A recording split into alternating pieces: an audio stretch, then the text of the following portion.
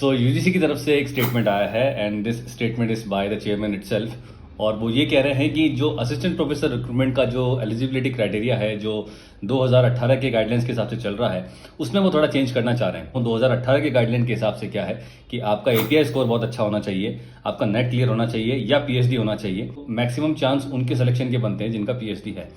अब इससे प्रॉब्लम ये है कि क्योंकि पीएचडी जो है अब लोग करने लगे हैं तो there is an overall increase in 10% of enrolment in the PhD course. लेकिन पीएचडी का लाइफ स्पैन इतना बड़ा है तो उस वजह से एक फैकल्टी शॉर्टेजेस की प्रॉब्लम देखने को मिल रही है यूनिवर्सिटीज एंड कॉलेजेस में।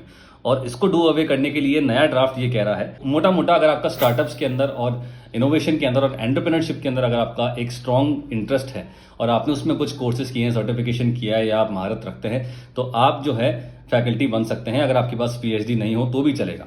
ये काफ़ी कंफ्यूजिंग हो सकता है काफ़ी लोगों के लिए, तो मैं इसको क्लियर कर देता हूँ। Normally her university and colleges के अंदर इंक्यूबेशन सेंटर्स होते हैं जिसको अटल इंक्यूबेशन लैब या अटल इंक्यूबेशन सेंटर्स बोलते हैं।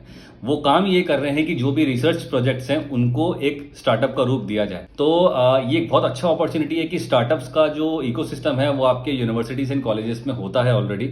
तो आप अगर उसमें एक स्ट्रॉन्ग इंटरेस्ट दिखाकर वहाँ के कुछ सर्टिफिकेशन कोर्स कर या स्टार्टअप मेंटरिंग अगर आप कर लें और वो एक एज एडेड एडवांटेज अगर आप अपने सीवी में अटैच करते हैं तो आपका चांसेस ऑफ सिलेक्शन बढ़ जाता है। ये ज़रूरी है क्योंकि अब जो है